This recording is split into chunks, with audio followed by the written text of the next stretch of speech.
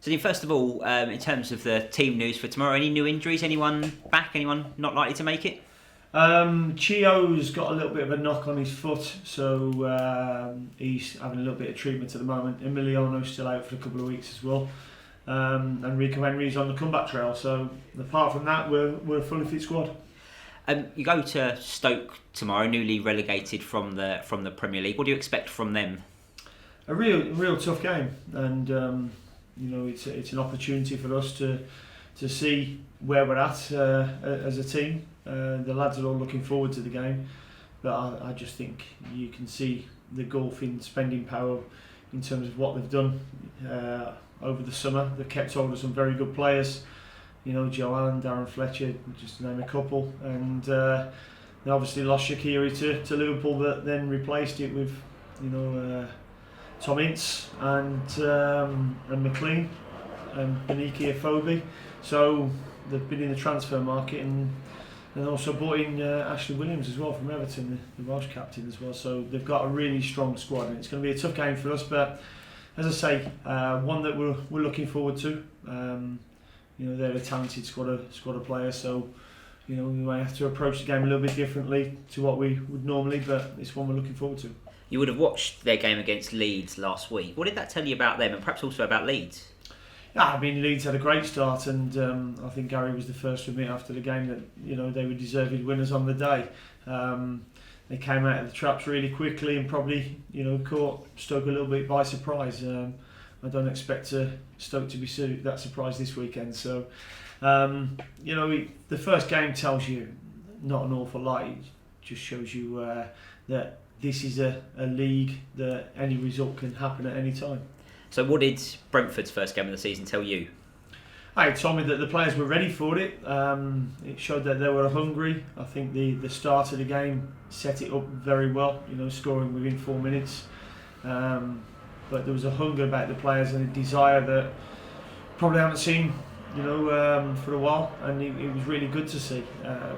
During pre-season the players have worked very, very hard, and I think they've all been itching to start that game against Rotherham, and unfortunately for Rotherham, they came up against a very clinical team who wanted to control the ball and play at a very high tempo. Did conditions have any impact? It certainly did. I mean, it was very hot out there, and there was a couple of water breaks, as everybody saw, which was the right thing to do on that day. I've played for Port Vale, so I've been in the Stoke area. The weather doesn't get as hot as it was last week, that's for sure. So probably a little bit of rain tomorrow, which will enable it to be a good high-tempo game. And obviously the temperature's dropped in West London as well over the past 48 hours or so. Has that affected training? It has. There's been a bit more zip on the pitch. Obviously, we've been watering the pitches during the training sessions at times because it dries off so quickly. With the heat wave that we've been having, but now we've got some real zippy pitches, and the quality of the training session has been fantastic, to be honest. You come up against Gary Rowett tomorrow. Games involving Brentford and his teams have generally been ones that he's come out on top of. He's probably won more against us, apart from the last one, obviously when he was manager of Derby. But he's generally sat deep against Brentford and invited Brentford teams onto him, managing different teams. Do you expect the same tomorrow? No, I mean, when he was at Birmingham, I think that was the players that they had at Birmingham. Derby was a little bit different. We obviously had the really good win, and then we had the defeat January, February last year with the dubious red card for Sergi Canos at 0-0. But no, the players that he's got and he's certainly recruited, looks like they're going to be a very attacking team this season. Been a busy week, although not quite as busy as other clubs have had. So just look at some of the things that have happened. First of all, Moses has come in on a permanent basis. What's he added? Moses, he's a quality player, quality person, and I think everybody knows at Brentford, if we can get him back to the fitness that he showed before he went to Hull City, we've got a tremendous prospect on our hands. And it's been a long time because he's had an awful injury. An unsettled period through injuries, but he's just had his first full week of training with us, come through that really well, and what he's gradually doing is ticking boxes each week as he goes by now, and what he will bring to the squad is that that quality, that pace. That probably will certainly put us up amongst some of the quality teams in this league. I'm sure he's chomping at the bit to be in a match day 18 again. Is there a timescale for that? No, there's no timescale. He'll just work hard every day, every week. As I say, tick off little things as he goes. One full week in training. One half game, 160-minute game, and then building up to the 90 minutes, and hopefully we'll see him at Griffin Park very quickly in the starting 11.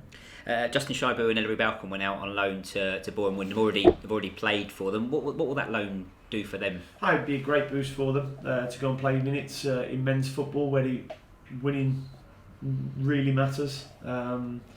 They've both probably got to a stage where they needed to move on from the B team and play in a real competitive league, which is the National League. And we went to Boreham Wood in pre-season, and the pitch was fantastic, and the way they play would help develop our players. So it would be a great loan for them. Ryan Woods didn't play last week. We discussed his future a couple of times. He didn't leave the club yesterday. What's the situation with him at the moment? I know he's a full member of our squad. I'm personally very pleased that he didn't leave. Obviously we'd had bids, and there was there was an unsettling period for Ryan, and but nothing's happened now. The bid wasn't accepted by the football club, and the valuation was not met. So he remains a Brentford player, and he enables us to make sure we've got a really strong squad still. So was it pleasing to have a very quiet final day of the transfer window? Yeah, it was very pleasing. Let's wait until it is the final day, with the loan window not ending till the 31st of August. So while one window shuts, another one remains slightly ajar. Is that frustrating?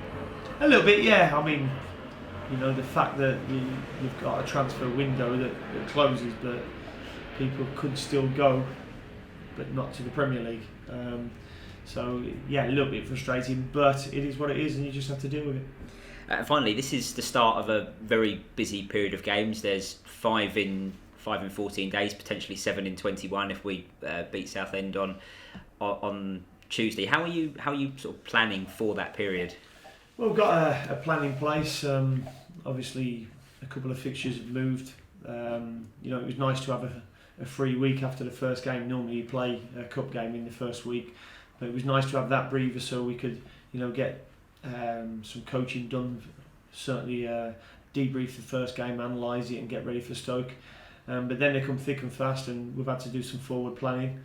As I say, the Sheffield Wednesday game moved to the Sunday because they're on live, and then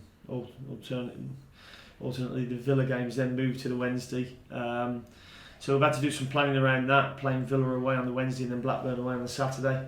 But it's a period that everybody's looking forward to. We feel a very strong squad this season.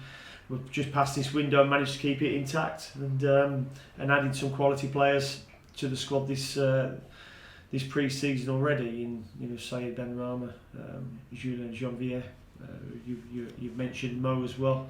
And we feel that we're in a good place, and we're looking forward to moving forward in this league.